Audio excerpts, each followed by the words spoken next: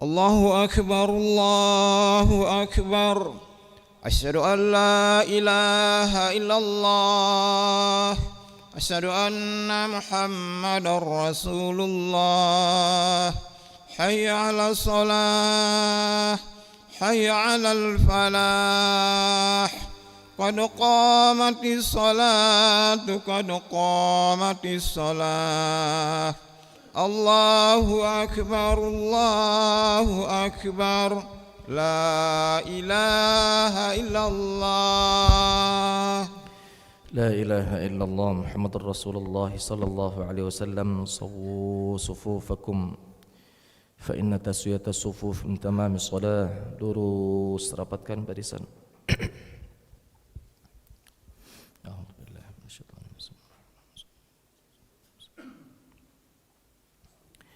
Allahu Akbar.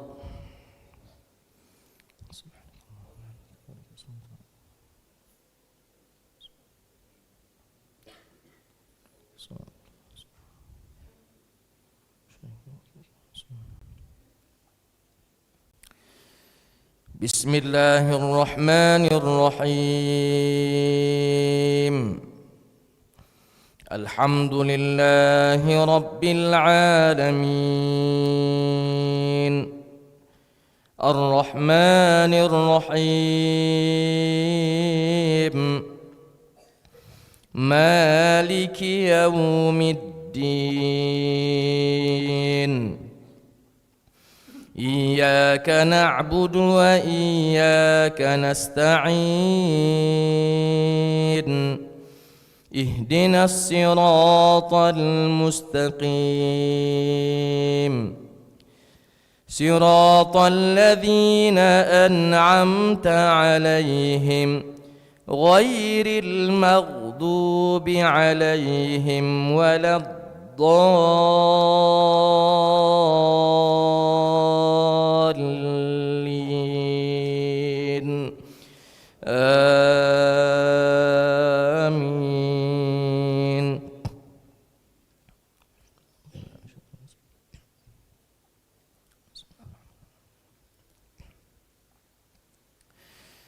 بسم الله الرحمن الرحيم.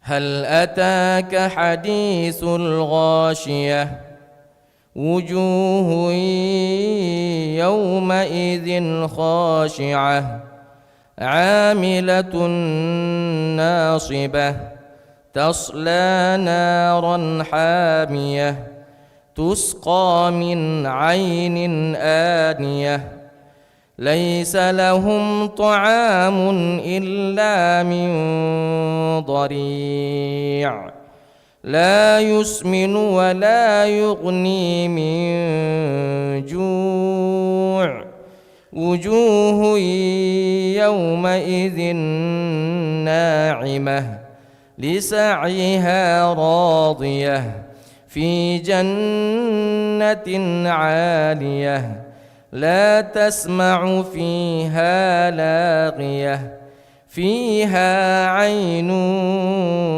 جارية فيها سرر مرفوعة وأكواب موضوعة ونمارق مصفوفة وزرابي مبثوثة أفلا ينظرون إلى الإبل كيف خلقت وإلى السماء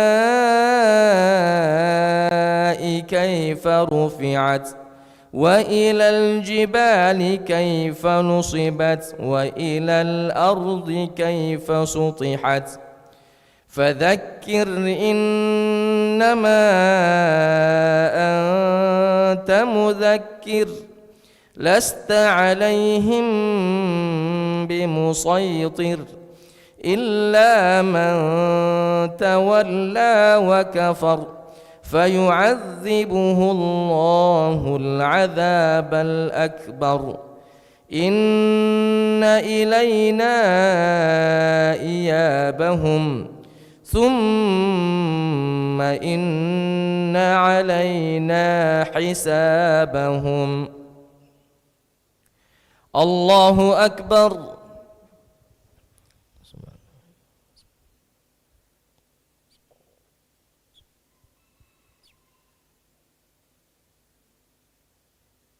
سمع الله لمن حمده.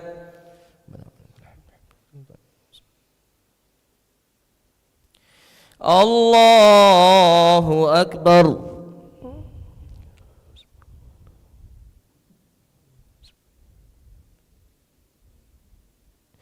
الله أكبر.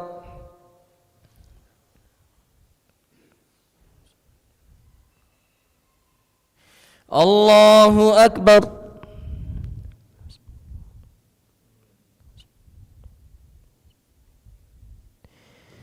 الله أكبر. بسم الله الرحمن الرحيم. الحمد لله رب العالمين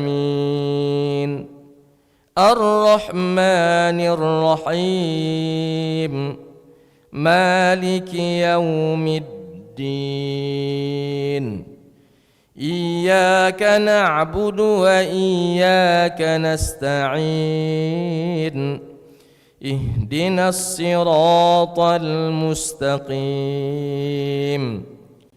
صراط الذين أنعمت عليهم غير المغضوب عليهم ولا الضالين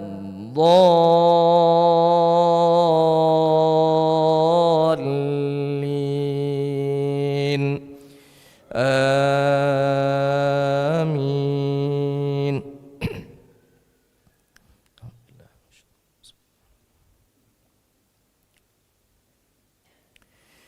بسم الله الرحمن الرحيم. والفجر وليال عشر والشفع والوتر والليل إذا يسر هل في ذلك قسم لذي حجر ألم تر كيف فعل ربك بعاد إرم ذات العماد التي لم يخلق مثلها في البلاد وثمود الذين جابوا الصخر بالواد وفرعون ذي الأوتاد الذين طغوا في البلاد فأكثروا فيها الفساد فصب عليهم ربك سوط عذاب إن ربك لبالمرصاد فأما الإنسان إذا ما ابتلاه ربه فأكرمه ونعمه فيقول ربي أكرمن وأما إذا ما ابتلاه فقدر عليه رزقه فيقول ربي أهانن كلا بل لا تكرمون اليتيم ولا تحاضون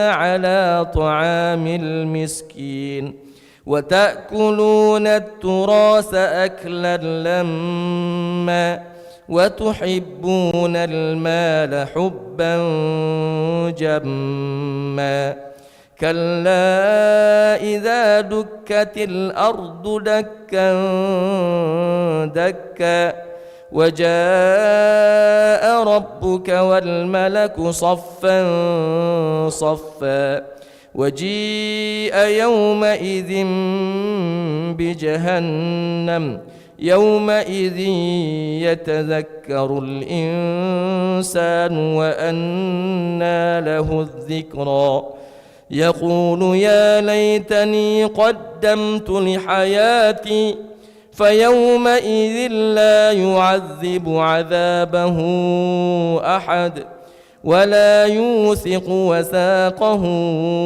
أحد يا أيتها النفس المطمئنة ارجعي إلى ربك راضية مرضية فادخلي في عبادي وادخلي جنتي. الله أكبر.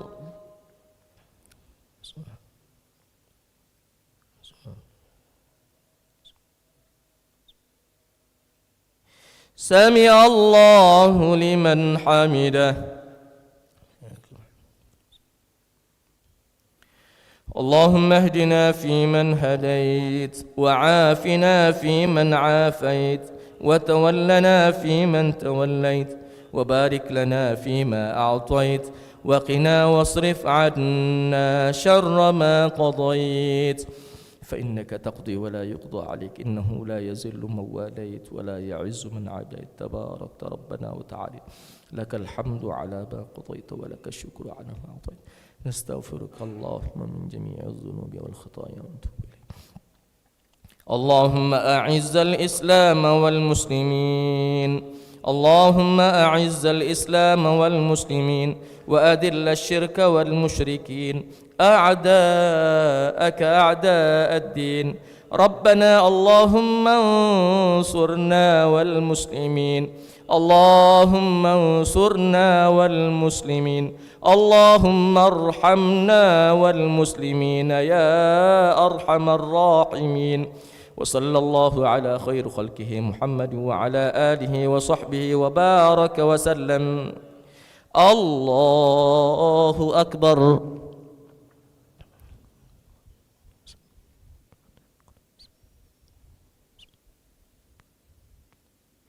الله أكبر.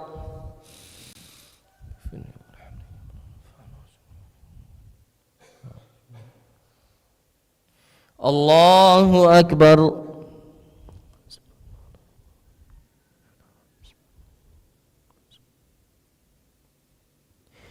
الله أكبر.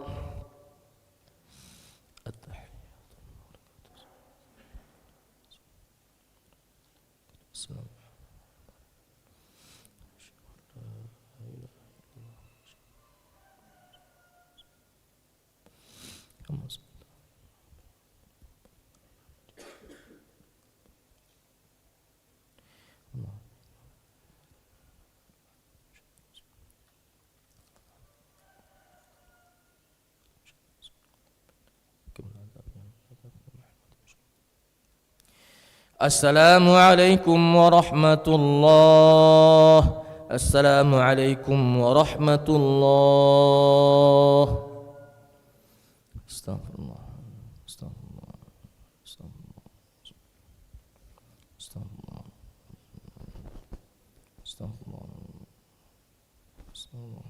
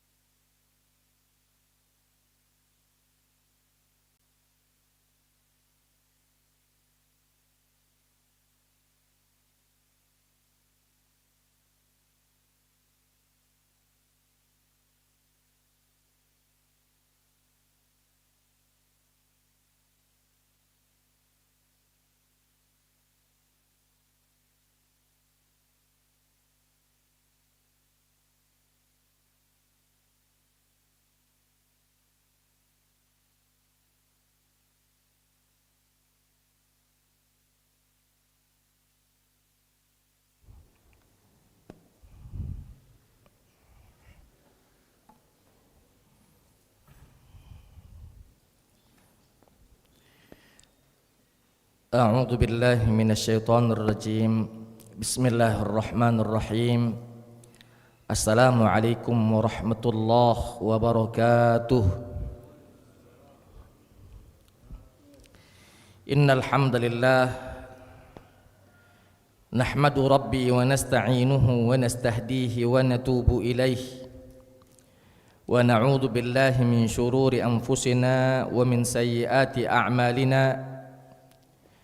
من يهده الله فلا مضل له ومن يضلل فلن تجد له وليا مرشدا أشهد أن لا إله إلا الله وحده لا شريك له إياه نعبد وإياه نستعين وأشهد أن سيدنا محمدا عبده ورسوله المبعوث رحمة للعالمين سبحانك لا علم لنا إلا ما علمتنا إنك أنت العليم الحكيم قال رب اشرح لي صدري ويسر لي أمري واحلل عقدة من لساني يفقه قولي رب آت نفسي هداها وزكها أنت خير من زكاها أنت وليها ومولاها ثم أما بعد معاشر الحاضرين Jamaah salat subuh Masjid Baitur Rahman yang dimuliakan oleh Allah Subhanahu wa taala. Syukur alhamdulillah di subuh hari Sabtu ini kembali kita dipertemukan oleh Allah Subhanahu wa taala dalam kondisi sehat wal afiat. Salawat beriringkan salam semoga selalu tercurahkan kepada junjungan kita baginda Nabi besar Muhammad sallallahu alaihi wasallam. Bapak-bapak, ibu-ibu, hadirin wal hadirat yang dimuliakan oleh Allah Subhanahu wa taala. Di pertemuan kita terakhir di 2 pekan yang lalu, kita akhiri kajian tafsir kita di surat Al-A'raf ayat 57.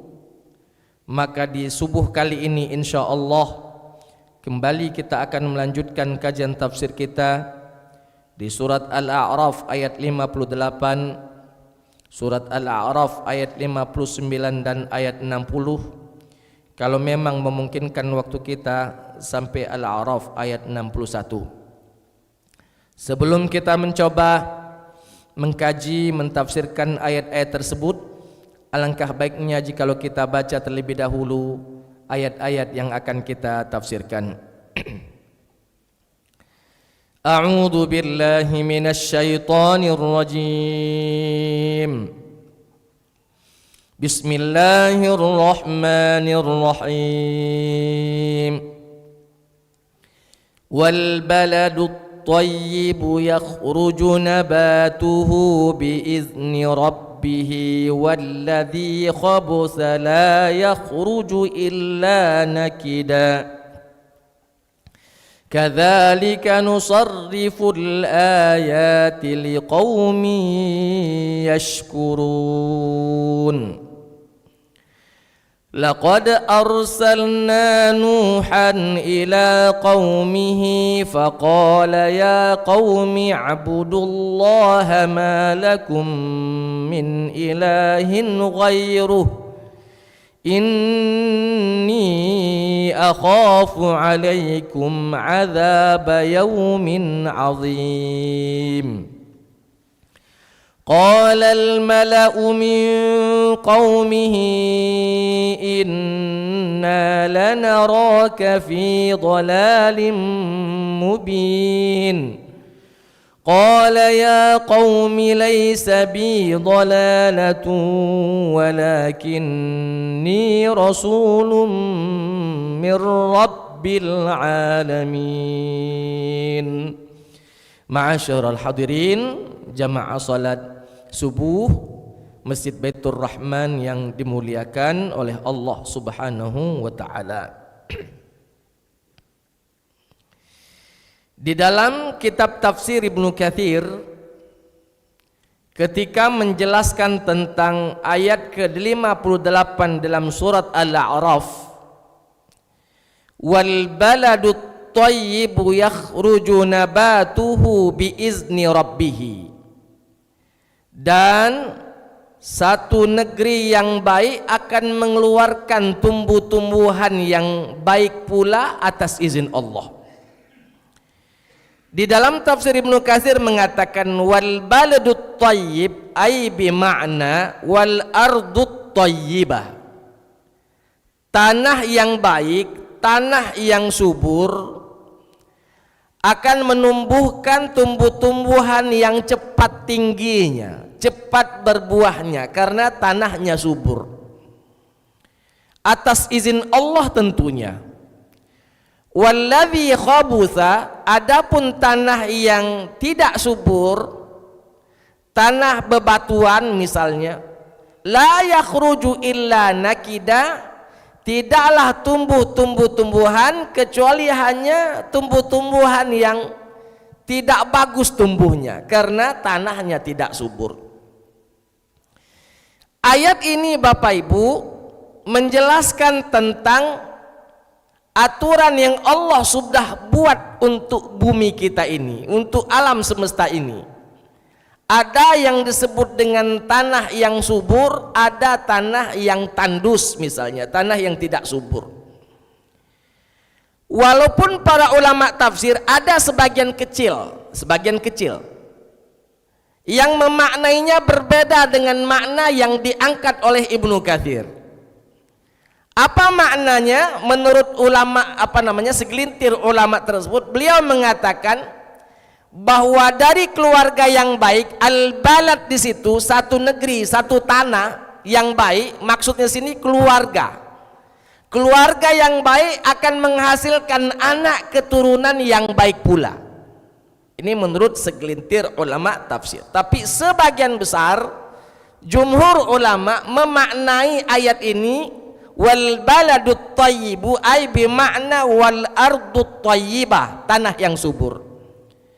Tapi kedua-dua dari makna dari tafsiran tersebut tidaklah bertentangan satu dengan yang lainnya. Ada yang disebut dengan tafsir tanawu'i. Tafsirnya bukan menyetop maknanya, tapi memperbanyak makna yang bisa dikandung oleh kalimat dalam Al-Quran tersebut. Nah, kita katakan bahwa negeri yang subur, tanah yang subur akan cepat tumbuhnya tumbuh-tumbuhan di tanah tersebut, bahkan akan cepat juga berbuah. Dan buahnya ketika tanah yang subur, buahnya pun bagus.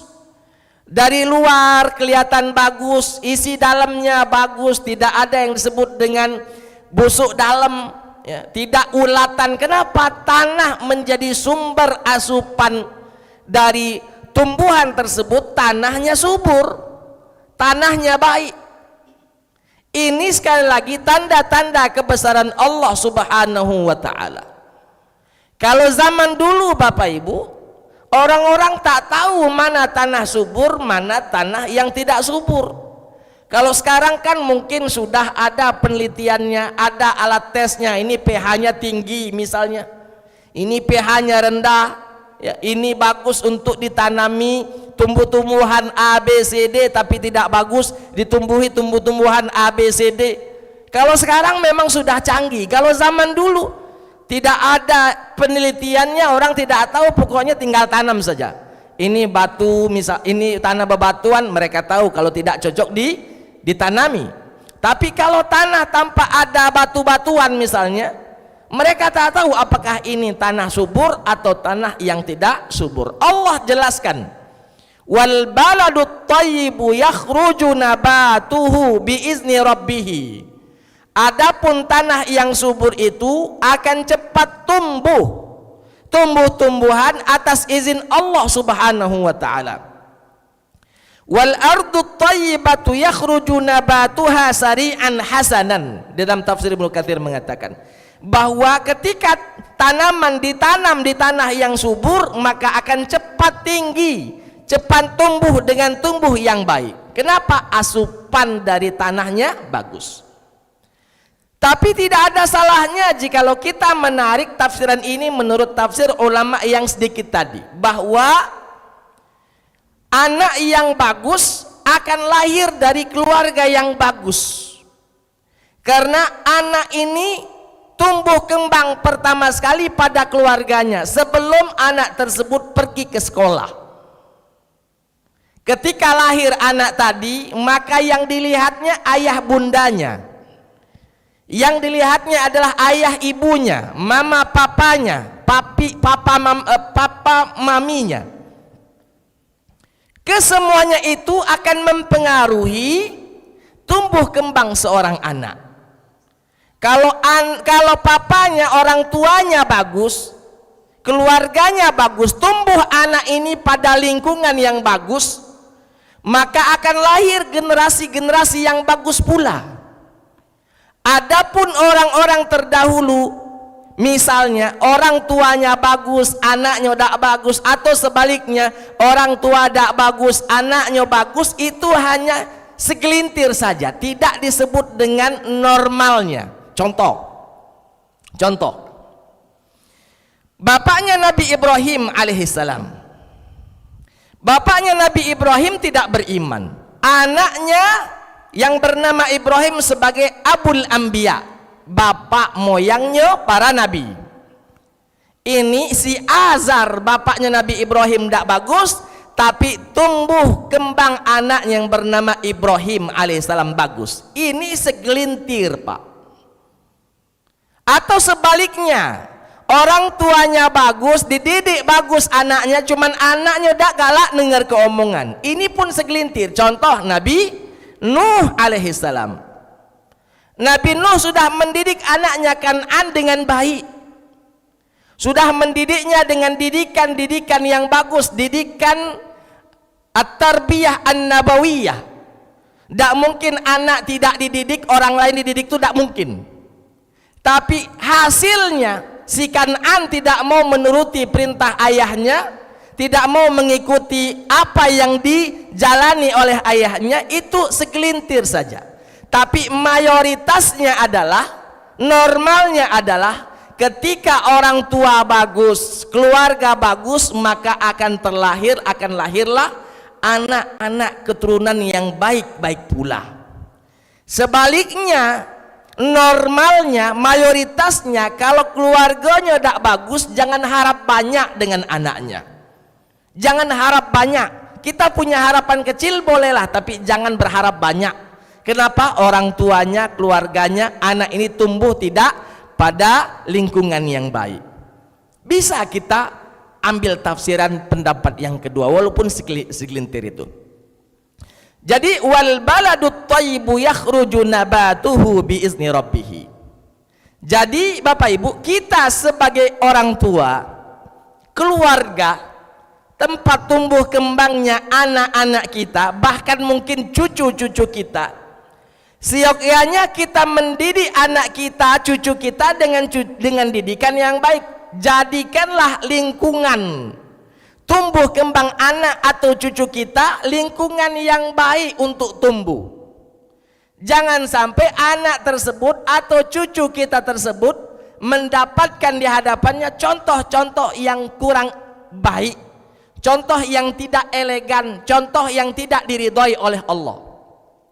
Contoh, Pak, anak itu kan peniru ulung, Pak.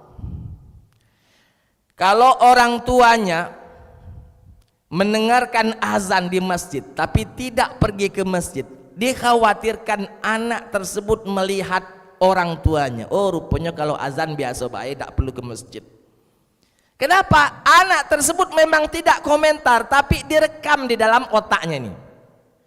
Kalau dengar suara azan tidak perlu ke masjid. Ayah aku tidak ke masjid kalau dengar azan, kakek aku tidak ke masjid kalau dia dengar azan. Maka dikhawatirkan nanti anak ini tumbuh kembangnya seperti ayah dan kakeknya, yang ketika mendengarkan azan tidak bergegas menuju masjid. Maka berikanlah contoh-contoh teladan yang baik. Ketika kita berbicara, entah itu dengan mereka, anak atau cucu kita, atau kepada anggota keluarga yang lain, berbicaralah bicara yang baik, yang lemah lembut, supaya anak tersebut melihat contoh. Oh begini cara berkomunikasi, Begini cara bertutur kata. Dengan orang yang lebih tua kita tunjukkan bagaimana, dengan orang yang lebih muda kita tunjukkan bagaimana. Jadi seorang anak itu tumbuh kembangnya tergantung dengan kondisi lingkungannya, orang tuanya, ya, orang-orang yang ada di sekitarnya. Wal baladut thayyibu yakhruju nabatuhu biizni rabbih. Tanah yang subur akan menumbuhkan tumbuh-tumbuhan yang baik pula, cepat tumbuhnya dan subur pula pohonnya. Biizni rabbih, jelas atas izin Tuhannya, atas izin Allah. Walladzi khabutha la yakhruju illa nakida. Kalau tanahnya buruk, tanahnya tidak subur, jangan harap banyak dengan tanamannya. Kalaupun dia tumbuhnya tidak normal, tumbuhnya tidak sesubur tumbuh tanaman di tanah yang subur, akan kerdil sekali batangnya. Kalaupun berbuah kecil-kecil, kalau di sebelah manis sini rada masam dikit. Kenapa? Karena tidak sesuai dengan tanahnya tadi, tanahnya tidak subur. Nah, ini semua Bapak Ibu tanda-tanda kebesaran Allah agar supaya kita yang berakal ini memperhatikannya, mentadabburinya. Pak, kalau kita nak nanam lagi milih-milih tanaman yang subur baru kita tanami. Masa anak kita gadis sembarangan kita nikahkan dengan laki-laki lain? Dengan laki-laki sembarangan kita nikahkan anak gadis kita. Kita nak nanam pohon karet, kita jengok dulu ini tanahnya bagus apa tidak untuk pohon karet ini. Kita nak nanam kopi, kira-kira tanah ini cocok tidak dengan tanaman kopi ini. Kita ingin tanam duren, kita lihat cocok tak. Kita tanam padi, cocok tak tanah ini. Kita perhatikan betul, padahal hanya menanam. Bagaimana ketika anak-anak kita ingin berkeluarga, lalu kita sembarangan, dalam tanda kutip sembarangan, terserah yang nak make kau. Tidak juga begitu. Memang yang akan menikah anak-anak kita, tapi kita sebagai orang tua seyogyanya sebelum itu sudah ngebimbing apa yang mesti dicari ketika mencari pasangan. Anda wahai anak laki-lakiku, ketika engkau ingin mencari pasangan istri, ini standar-standarnya. Standar-standarnya, tapi standarnya standar-standar yang agamis, Pak. Bukan standar standar yang selalu berorientasi duniawi. Agama yang menjadikan standarnya. Maka kata Nabi, fazfar bidzatid dini taribat yadak. Cari, pilih pasangan yang memiliki ajaran agama bagus, taribat yadak, dak kenyesal. Tapi kalau hanya memilih hartanya, dia datang ke rumah naik apa, dia bekerja di mana, bapaknya jabatan apa, semuanya sirna. Mungkin saat itu kaya raya si anak tadi, tapi besok lusa belum tentu kayanya masih ada. Mungkin tahu-tahu langsung jatuh bangkrut. Tapi kalau orang yang punya akhlak, punya adab, punya agama, insya Allah makin hari makin bagus, makin hari makin bertambah. Tidak akan pernah orang makin hari berkurang adabnya, selalu akan bertambah adabnya apabila dia hidup di lingkungan yang agamis, dia hidup di lingkungan yang notabenanya sesuai dengan apa yang kita harapkan. Jadi kalau menanam tumbuh-tumbuhan saja kita pilih, mana pohon, mana tanah subur, mana yang tidak subur, yang kita pilih tanah suburnya, maka begitu pula dengan memilih pasangan, mendidik anak keturunan, jangan sampai sembarangan. Kita ini mohon maaf Pak, kadang sembarangan sekali, ya, kadang sembarangan sekali. Ketika sudah berjalan 2 tahun, 3 tahun, ada permasalahan keluarga, tahu-tahu cerai, baru menyesal. Kenapa? Karena memang sebelumnya tidaklah diseleksi dengan selektif, tidaklah diseleksi pasangan tersebut dengan baik, sehingga kalau terjadi apa-apa di kemudian hari, jangan salahkan jangan salahkan siapa-siapa, kita yang kurang selektif di dalam mencari pasangan. Sampai ke situ Pak tafsirannya. Walaupun maknanya tentang tanah yang subur, tapi bisa dikembangkan menuju keluarga. Keluarga yang baik akan menghasilkan anak keturunan yang baik pula. Bapak Ibu hadirin wal hadirat rahimakumullah. Maka kata Allah, kadzalika nusarriful ayati liqaumi yashkurun. Kata Allah Subhanahu wa taala, demikianlah, begitulah ya. Kami menjelaskan berulang-ulang tentang tanda-tanda kebesaran kami kepada orang-orang yang pandai bersyukur. Alhamdulillah. Alhamdulillah. Pak, kita tumbuh dari keluarga yang baik-baik saja. Alhamdulillah, syukuri. Atau Ustadz zaman masa laluku kelam, aku tidaklah tumbuh pada keluarga yang baik-baik saja, tapi alhamdulillah Anda hari ini baik. Itu sudah dicukup. Alhamdulillah, syukuri atas nikmat yang Allah berikan. Masalahnya kadang ada orang yang hidup di keluarga yang tidak baik dan hasilnya juga tidak baik. Nah, ini perlu banyak mengintrospeksi, mengevaluasi. Tapi kalau kita alhamdulillah dari keluarga yang baik-baik saja, bahkan dari keluarga yang tanda kutip tidak melupakan agama, ya 50-50, dunia dia kejar, akhirat dia kejar, tidak masalah. Tapi anak masih diajarkan ngaji, walaupun tidak diajarkan ngaji di rumah, dibawa menuju TK-TPA untuk diajarkan ngaji. Karena memang Pak, mohon maaf, kadang ada saja anak ini tidak mau ngaji sama orang tuanya. Ada, padahal bapaknya, emaknya bisa ngajar ngaji, tapi kalau dengan bapak mamanya main-main budak tadi. Ada seperti itu. Seperti salah satu anak saya, Pak, kalau disuruh ngaji depan kita, nak bermain baik gawinya. Kenapa? Tidak takut dia dengan bapak mamanya. Tapi kalau dibawa ke TK-TPA, nah takut dia sama ustadznya. Sudah, kalau itu bawa ketika TPA, belajarlah di situ. Agak pas balik kita evaluasi bagaimana apa yang dibaca, bagaimana cara bacaannya, silakan. Oleh sebab itu ma'asyiral hadirin, kadzalika nusarriful ayati liqaumin yashkurun.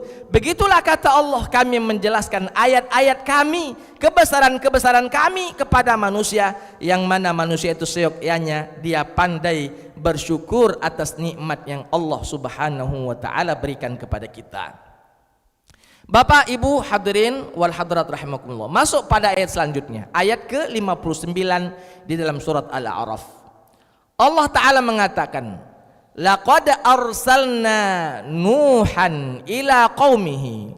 Sungguh kami telah mengutus Nabi Nuh alaihi salam kepada kaumnya. Faqala, seraya Nabi Nuh berkata kepada kaumnya, ya qaumi ibudullaha ma lakum min ilahin ghairuh. Wahai kaumku, sembahlah Allah saja, karena sesungguhnya tidak ada Tuhan lain selain Dia. Kita pastikan Pak, bahwa Rasul yang diutus oleh Allah pertama kali pada alam kita ini adalah Nabi Nuh. Ini Rasul, beda dengan Nabi Pak, beda dengan Nabi. Kalau Nabi pertama jelas Nabi Adam, tapi kalau Rasul pertama adalah Nabi Nuh. Apa bedanya Nabi dan Rasul? Kalau Rasul ini diutus untuk memperbaiki umat yang sudah rusak. Kalau Nabi Adam kan bagus, anaknya soleh, soleha. Jadi tidak perlu ada Rasul, cukup ngebembeng baik. Tapi kalau Rasul ini diutus di satu kaum yang hancur adabnya, muamalahnya, ya, ketauhidannya, maka diutus Rasul untuk memperbaiki. Perbaikannya ini Pak, perbaikan yang mayor, yang mayoritas, banyak yang perlu diperbaiki. Tapi kalau misalnya Nabi cuman paling ya walaupun ada perbaikan yang minor, yang minoritas, yang dikit saja. Nah, Rasul utusan Allah pertama ke muka bumi adalah Nabi Nuh alaihissalam, ya. Bahwa Nabi Nuh diutus pertama sekali. Pak, Nuh dengan Adam jaraknya dalam kitab mengatakan, ya, asratu qurun, ada 10 abad. Ada 10 abad jarak Nabi Adam ke Nabi Nuh alaihissalam. Nah, walaupun para ulama berbeda pendapat, qarnun di situ, abad di situ, apakah abad 1 abad 100 tahun atau 1 abad itu maksudnya 1 generasi. Jadi kalau 10 abad berarti 10 generasi. Para ulama masih berbeda pendapat. Apakah makna asyratu qurun 10 abad itu 1 abad yang 1 abad 100 tahun jadi 1000 tahun, atau 1 abad maksudnya situ 1 generasi. Kalau 10 abad berarti 10 generasi. Ya. Kalau mau dihitung-hitung lamanya, yang paling lama adalah 1 abad 1100 tahun. 1 abad. Jadi 10 abad 1000 tahun. Bedanya Nabi Adam dan Nabi Nuh 1000 tahun. Nah, 1000 tahun itu Bapak Ibu, maka banyak penyimpangan-penyimpangan terjadi. Pada awalnya ada orang soleh, orang ini baik, orang ini muamalahnya bagus, dicintai oleh kaumnya, meninggal dunia karena kesedihan yang amat sangat. Mereka coba ambil batu, mereka pahat menyerupai muka orang soleh yang telah meninggal tadi. Jadi kalau rasa rindu-rindu jingok ke patung itu baik. Kenapa? Pahatannya mirip dengan wong soleh yang sudah mati. Lalu berkembang. Kalau generasi pertama tahu bahwa Tuhan itu bukan berhala tersebut. Tuhan itu adalah Allah. Tapi anak cucunya setelah lahir keturunan selanjutnya, mereka meyakini bahwa patung inilah dulu yang disembah oleh kakek moyang kami. Maka mereka mulai menyembah kepada patung orang-orang soleh yang dipahat tersebut. Waddan waswa'an, ya. Dalam Al-Quran sebutkan ada beberapa orang soleh yang tanda kutip mukanya dipahat batu dipahat menyerupai muka orang-orang soleh tersebut. Waddan waswa'an, ya, wa nasra dan lain sebagainya. Oleh sebab itu ma'asyiral hadirin, maka generasi-generasi berikutnya mereka mempertuhankan berhala tersebut, padahal kakek moyangnya cuman untuk menghilangkan rindu. Ini mulailah mereka menyembah kepada patung, lalu menyekutukan Allah Subhanahu wa taala dengan patung yang dulu kakek moyangnya pahat.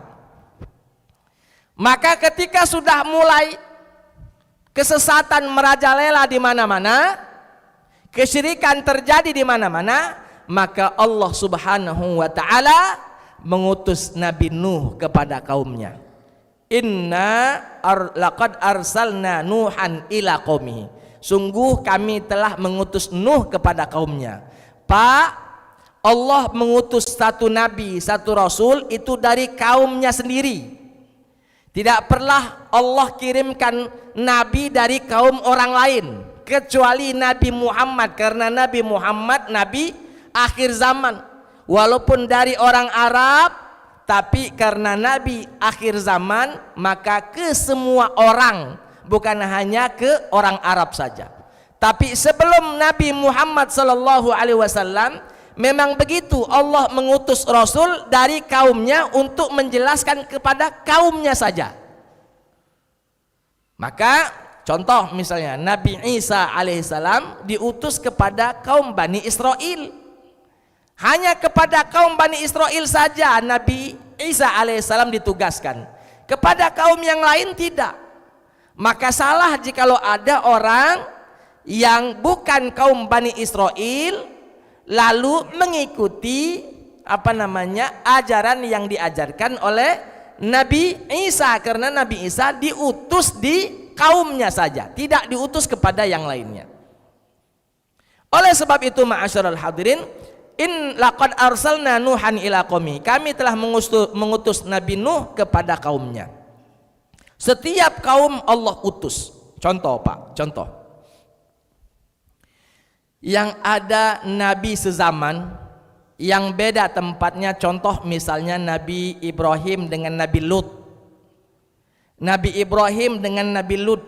Nabi Ibrahim ini Pak Mamang, Lut itu ponaan.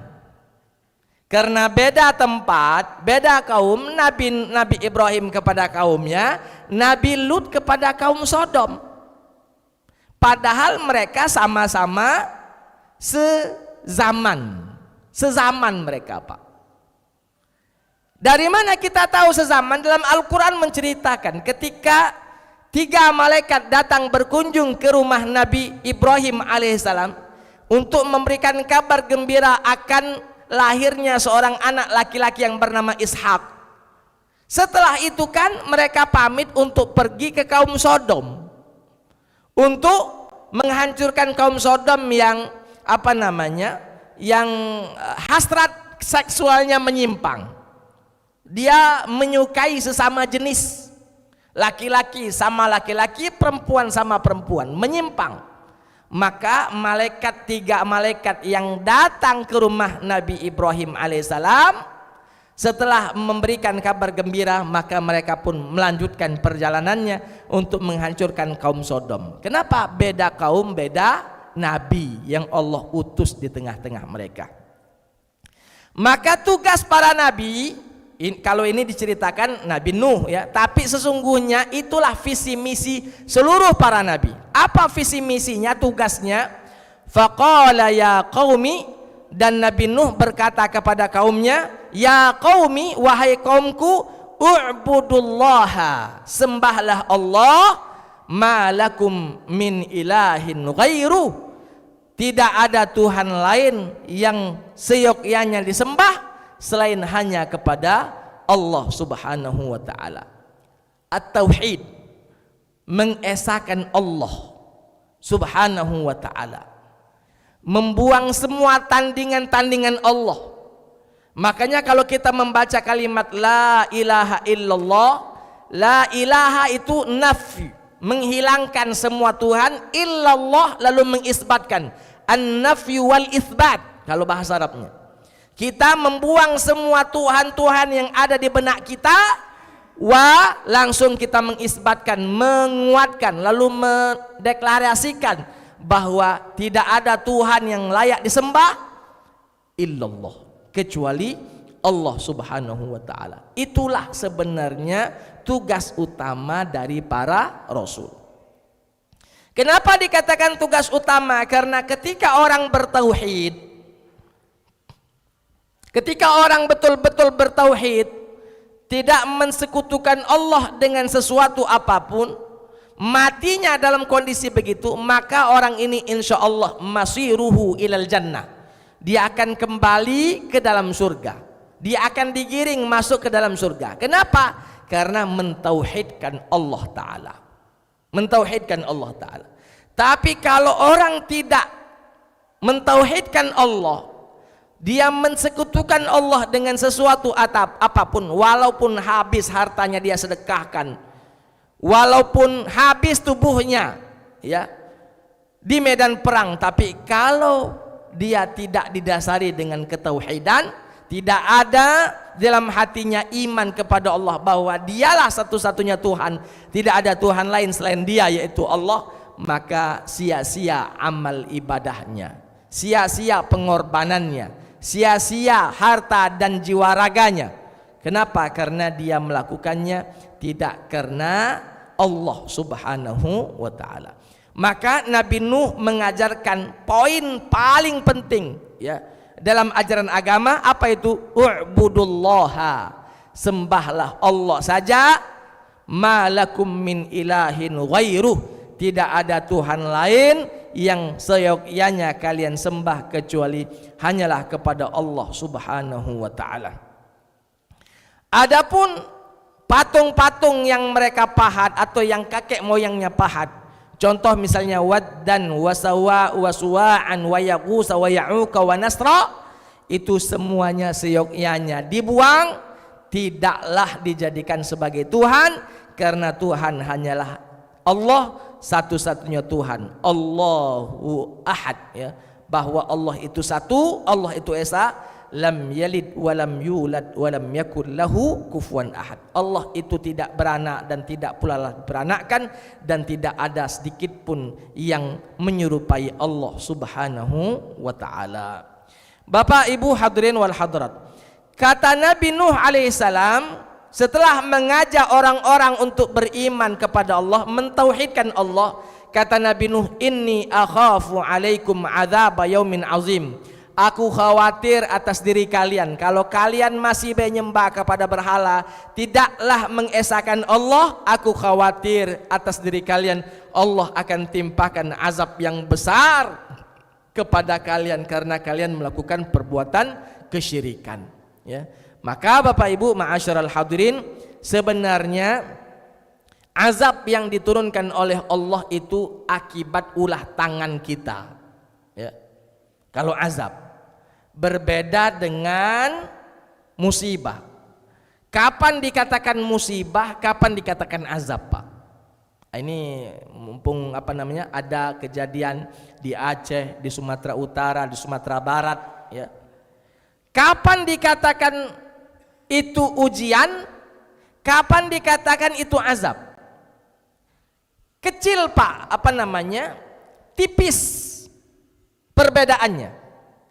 Di satu hal saja, kalau kita setelah dapat musibah tersebut, kita malah mendekatkan diri kepada Allah, berserah diri kepada Allah, memohon bantuan hanya kepada Allah, berarti ini ujian.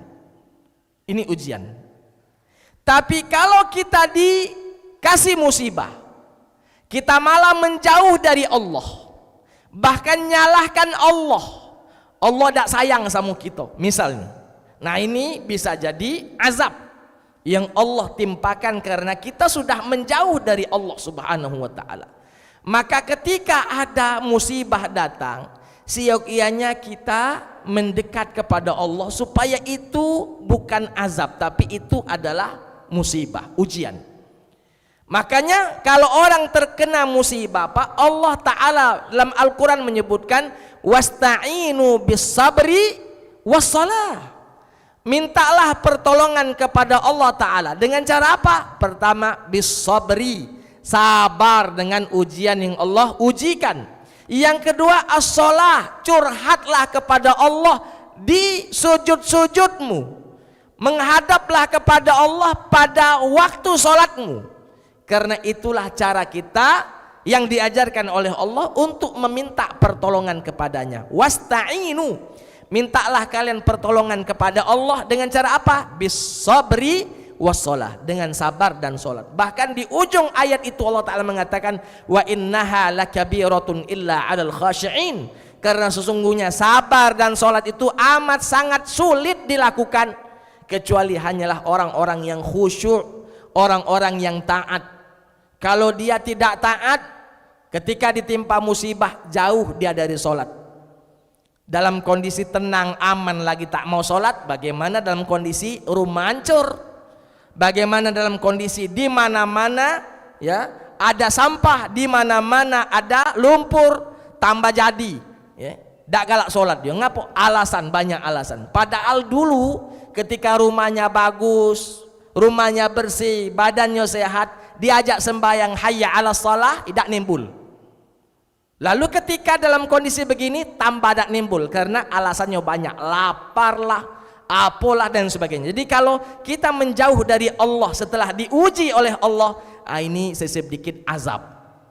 Tapi kalau kita diuji oleh Allah dengan ujian yang tidak menyenangkan, setelah diuji kita malah mendekatkan diri kepada Allah. Ini insya Allah ujian yang mana ujian itu akan membersihkan dosa-dosa kita dan akan meninggikan derajat kita di sisi Allah subhanahu wa ta'ala. Inni akhafu alaikum adzab yaumin azim. Kata Nabi Nuh, sungguh aku khawatir atas kalian kalau dalam kondisi kesyirikan begini terus sampai mati, aku takut azab Allah datang kepada kalian, azab yang besar datang kepada kalian. Bapak Ibu hadirin wal hadirat rahimakumullah. Nabi Nuh ketika banjir datang, orang-orang yang beriman ikuti arahan Nabi Nuh karena Nabi Nuh ini perpanjangan lisan dari Allah. Kata Nabi Nuh, masuk kapal, masuk kapal. Kata Nabi Nuh, kita berlayar, kita berlayar. Yang lain diajak masuk dak galak, selesai. Kenapa? Ini Mereka menganggap bisa selamat walaupun tidak ada bantuan dari siapapun. Maka hancurlah sehancur-hancurnya, tenggelamlah mereka. Jangankan hanya naik ke loteng, ke lantai 2 atau naik ke atap, naik ke atas gunung pun tak mampu menyelamatkanmu dari air yang amat sangat tinggi, ya. Bahkan bahtera Nabi Nuh alaihissalam, setelah surutnya bahtera Nabi Nuh itu bersandar di atas gunung Judi yang ada di pegunungan Ararat di Turki itu. Fastawa 'alal Judi. Coba bayangkan itu. Kapal Nabi Nuh bersandar di atas gunung Judi. Padahal sudah surut itu, Pak. Kalau sudah surut saja masih bersandar di atas gunung Judi, mak mano ketika masih pasangnya, mak mano ketika masih banjirnya, alangkah tingginya, alangkah dalam banyu. Teko gunung pun tidak terlihat lagi, saking dalamnya, tingginya banjir tersebut. Oleh sebab itu, ketika kita diuji, maka bersabarlah, dekatkan dirimu kepada Allah, dan insya Allah ketika itu yang kita lakukan, semua ujian-ujian tersebut akan menghapuskan dosa-dosa kita dan akan meninggikan derajat kita di sisi Allah Subhanahu wa taala. Banyak-banyak membaca Allahumma jurni fi musibati wa akhlifni khairan minha. Ya Allah, berikanlah pahala atas musibah yang menimpaku dan berikanlah ganti yang lebih baik daripada yang hilang ini, yang kau ambil ini. Banyak-banyak membaca doa itu, ya. Kita alhamdulillah masih selamat. Alhamdulillah. Oleh sebab itu ketika kita selamat melihat saudara-saudara kita yang penuh dengan kesulitan, seyogyanya kita membantu mereka. Kata Nabi, seorang muslim dengan muslim yang lain itu kal jasadil wahid, seperti satu anggota tubuh. Kalau satu tubuhnya terasa demam, maka seluruh badannya terasa demam, gak lupa. Kalau sikok misalnya telunjuk kita sakit, maka sakit semua rasa tubuh kita nih. Maka seyogyanya itulah yang kita rasakan. Saudara-saudara kita sedang merasakan hal yang tidak menyenangkan, seyogyanya kita merasakan apa yang mereka rasakan. Maka bagaimana caranya? Bantu mereka sekuat tenaga. Apa yang bisa dibantu, bantu. Kita alhamdulillah memiliki keluasan rezeki, maka bantu dengan rezeki. Ada pakaian layak pakai, bahkan mungkin pakaian baru, kasih bila perlu. Atau mungkin tidak ada harta, tidak ada pakaian yang bisa dipakai juga nggak ada, sudah minimal kamu mendoakan agar supaya saudara-saudara kita dikuatkan oleh Allah Ta'ala. Karena berapa banyak orang-orang sekarang ini yang dalam kondisi lemah, tanda kutip, tubuhnya lemah, imannya juga lemah. Jangannya dong datang lalu misalnya memberikan memberikan bantuan dengan iming-iming. Kau galak dak anak kamu kukuliahkan, kuliahnya tapi ke daerah sano. Akhirnya anak kita dijadikan misionaris misalnya. Banyak yang begitu, di tengah-tengah ujian menimpa orang-orang yang tidak bertanggung jawab, menjadikan itu sebagai batu loncatan. Oleh sebab itu, bantulah saudara-saudara kita sekuat tenaga. Wa ta'awanu 'alal birri wat taqwa. Membantulah kalian dalam kebaikan dan ketakwaan, wala ta'awanu 'alal ismi wal 'udwan, dan janganlah saling tolong menolong di dalam perbuatan dosa dan permusuhan. Saya kira itu saja dulu Bapak Ibu yang bisa saya sampaikan pada kesempatan kali ini. Kita coba buka sesi tanya jawab. Yang ingin bertanya dipersilahkan.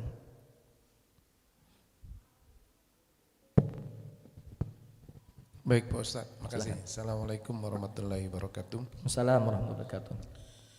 Saya tertarik ini surat Al-A'raf ayat 58 ini, artinya secara agronomi ya sunnatullah memang seperti itu. Artinya tanah yang subur itu menghasilkan tanaman yang baik, berproduksi tinggi, tanaman yang berbuah lebat. Dan tanah yang buruk, tandus itu kan, yang miskin unsur hara itu kan susah tumbuh tanamannya dan tidak menghasilkan, cenderung tanamannya banyak mati kan. Nah, itu tafsir secara agronominya artinya kan. Tapi saya baca beberapa ulama tafsir seperti Imam Al-Ghazali misalnya, Ibnu Katsir sendiri, Ibnu Arabi menerjemahkan tanah yang baik itu seperti hati yang baik, hati yang bersih, hati yang jernih gitu, yang menghasilkan banyak kebaikan yang berkembang ya dengan sifat kasih sayangnya, sifat adilnya. Tapi tanah yang buruk itu diibaratkan seperti hati yang kotor, hati yang buruk, hati yang keruh, yang melahirkan banyak kejahatan, banyak kerusakan. Nah, tapi menariknya itu kalau tamsilkan secara agronomi, tanah yang buruk itu kan sekarang ini ilmu pengetahuan, sains modern sudah bisa merubahnya. Padang pasir bisa dirubah jadi tanaman yang subur dengan teknologi tertentu yang menghasilkan. Nah, saya berpikir dengan analog yang sama, misalnya hati yang kotor, hati yang jernih itu artinya juga bisa diperlakukan seperti tanah yang kotor tadi biar jadi baik begitu. Nah, iya.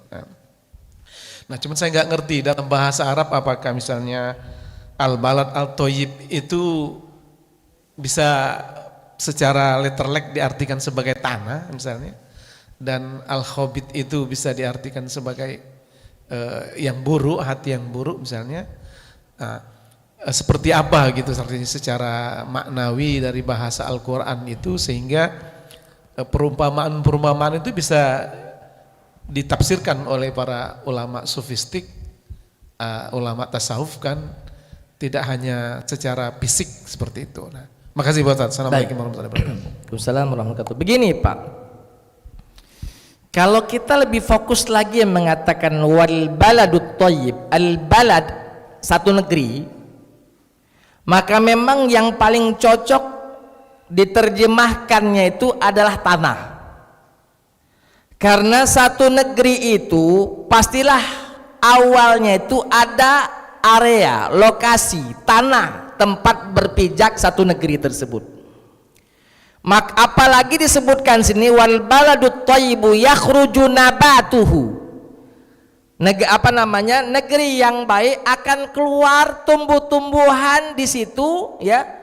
Biizni rabbihi, dengan tumbuh yang baik. Kalau tumbuh-tumbuhan memang ya identik dengan tanah. Sudahlah pertama al-balad negeri, seyogyanya dia punya areal ya yang diklaim oleh dirinya sehingga jadilah disebut dengan negeri. Dan di situ kalimat itu ada sebut dengan nabatuhu, tumbuhan. Tumbuhan juga ada kaitannya dengan tanah. Maka kalau mau diartikan secara maknawi, secara tekstual ya, al-balad situ adalah tanah. Itu pas sekali. Hanya saja kita ini memiliki tafsir tanawu'i. Kita memiliki tafsir yang semakin banyak macam-macam tafsirnya, semakin luas maknanya. Tidak hanya literlek satu kalimat itu lalu itulah yang kita maknai. Makanya tadi disampaikan bahwa ada juga yang memaknainya dengan al-baladut thayyib itu maksudnya adalah al-qalbul salim, ya, hati yang bersih, hati yang baik. Kalau yang buruk ya yakhruju kalau yang buruk disebut hati yang buruk, boleh. Itu tafsir tanawwi, bermacam-macam tafsirnya, memperbanyak makna tafsir. Yang tidak boleh itu Pak, seyogyanya maknanya ini banyak kita persempit jadi satu. Nah, itu tidak boleh. Tapi selagi misalnya ini kalimat al-balad negeri kita maknai sebagai tanah, satu boleh. Yang kedua kita maknai sebagai hati, boleh. Kita maknai sebagai keluarga, boleh. Karena ketiga-tiga maknanya cocok. Tadi jelas Nabi mengatakan bahwa inna fil jasadi mudghah, sesungguhnya di dalam diri seseorang itu Pak ada segumpal darah. Idza saluhat saluhal jasadu kullu. Kalau segumpal darah itu bagus, maka tubuh kita semuanya bagus. Wa idza fasadat fasadal jasadu kullu. Kalau rusak segumpal darah tersebut, maka rusak semua seluruh tubuh. Nabi mengatakan ala wahiyal qalb, itu adalah hati. Boleh kita maknai al-balad di sini adalah hati.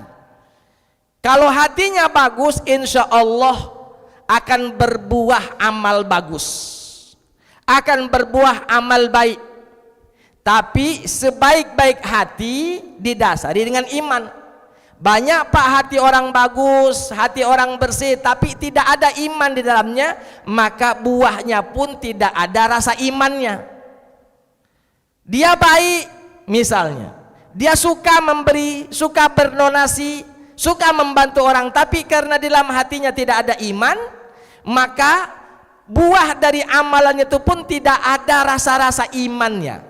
Hanya naluri saja, hanya insaniyah saja, ceriti saja, kebaikan saja, tolong menolong saja, tanpa didasari dengan iman kepada Allah. Jadi maknanya bisa diperluas menjadi hati.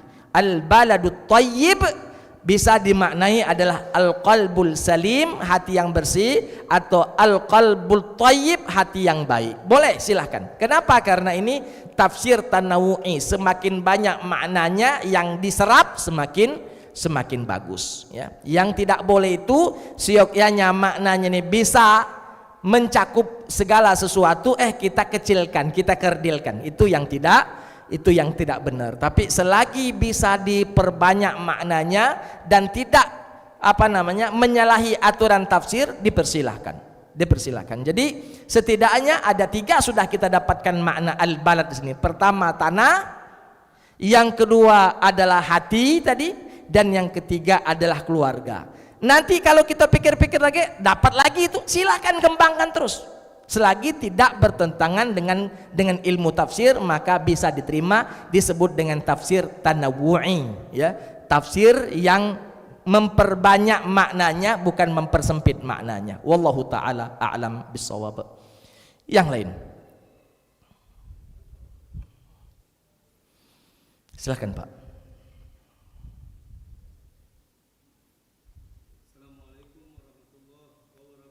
Assalamualaikum warahmatullahi wabarakatuh.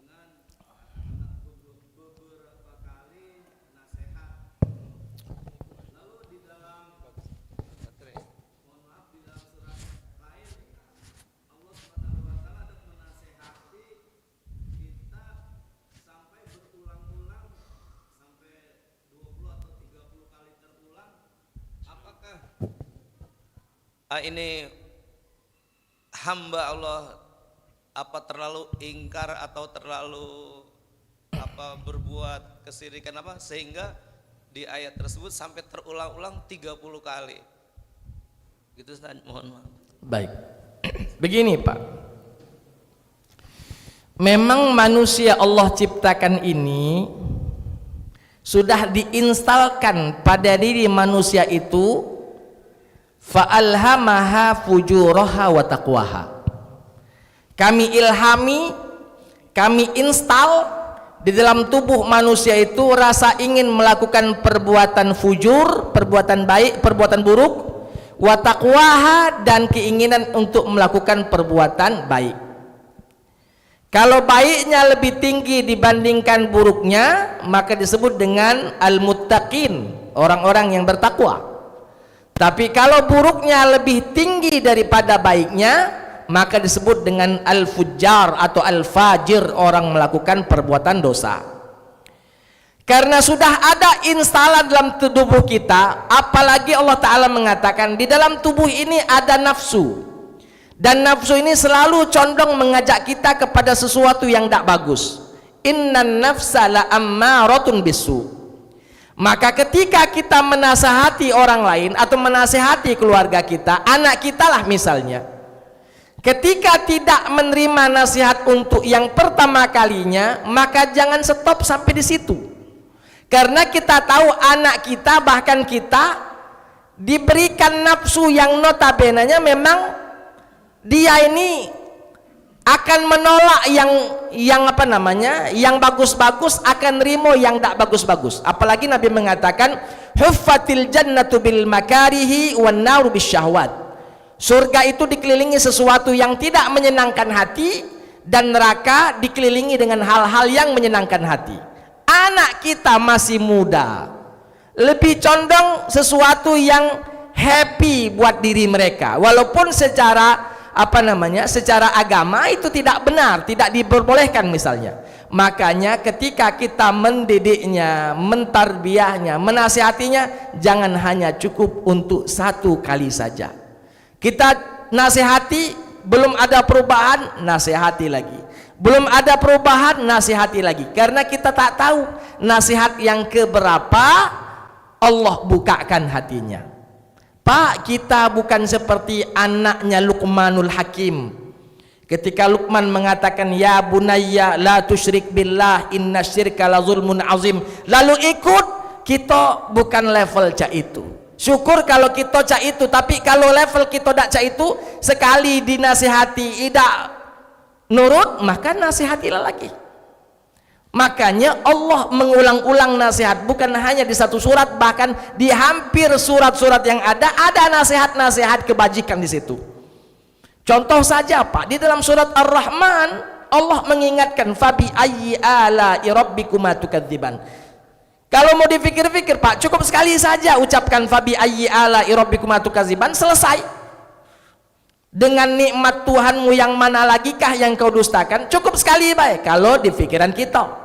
Tapi Allah tahu bahwa manusia itu diliputi dengan sesuatu yang apa namanya, hawa nafsunya kadang menguasainya, belum lagi dari eksternal yang namanya setan apa namanya, membisikinya bisikan-bisikan yang tidak bagus. Maka Allah mengajarkan kita bahwa jangan sampai cuman sekali, bila perlu ulang-ulang supaya betul-betul masuk di dalam dirinya. Fabi ayyi ala'i rabbikuma tukadziban, fabi ayyi ala'i rabbikuma tukadziban. Setiap melengkah satu ayat fabi ayyi ala'i rabbikuma tukadziban, itu artinya jangan pernah kita bosan untuk memberikan nasihat, lebih-lebih kepada keluarga sendiri Pak. Kalau memberikan nasihat kepada orang lain lagi kita suka, agar supaya orang itu dalam kebenaran, orang lain saja kita inginkan, apalagi anak sendiri. Maka jangan pernah berputus asa. Bila perlu 1000 kali ingatkan, 1000 kali ingatkan. Itu bentuk sayang kita kepada anak-anak kita. Jangan sampai kita berputus asa lalu mengatakan, ay cukup Ustaz, lah 50 kali kunjuk tahu dia, dasar dia ni bebel. Jangan. Karena kita cinta kepada keluarga, maka ingatkan sekuat tenagamu. Karena kita tak tahu peringatan yang keberapa anak tersebut akan berubah. Pak, lihat batu yang besar, keras, ada air tetesan dari atas sedikit demi sedikit, 1 tetes, 2 tetes. Tetesan pertama, kedua, 100 tidak berbekas di dalam batu yang keras tadi. Tapi kalau tetesan sudah 1000 kali, 2000 kali, bahkan jutaan kali tetesan dari atas menuju batu tersebut, maka batu itu akan terkikis sedikit demi sedikit, akan jadi bolong Pak, dengan tetesan kecil. Padahal air itu lembut dan batu itu keras, tapi bisa hancur, bisa apa namanya, bolong, bisa berlubang batu itu dengan tetesan yang sedikit. Tapi haruslah continue. Kalau tetesan sekali, 2 kali, sudah itu sebulan tidak diingeti lagi, ya ini berubah bagus lagi, tetes lagi, berubah nol lagi. Tapi kalau tetesi terus, maka insya Allah batu sekeras apapun akan berlubang dengan tetesan yang kecil tersebut. Maka jangan pernah kita merasa berputus asa lalu merasa cukup dengan apa namanya, dengan nasihat kepada anak-anak kita, keluarga kita. Maka nasihat terus. Kapan berhentinya?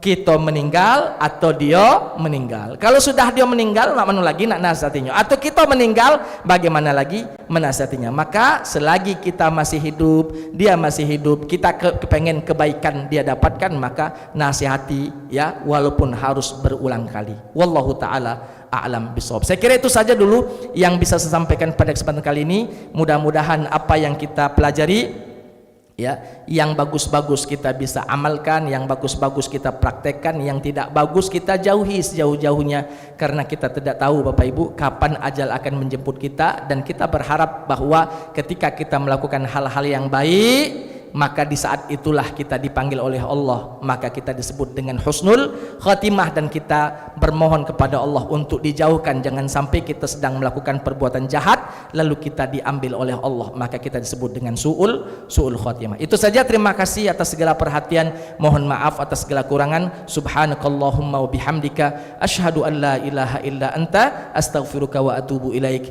Assalamualaikum warahmatullahi wabarakatuh.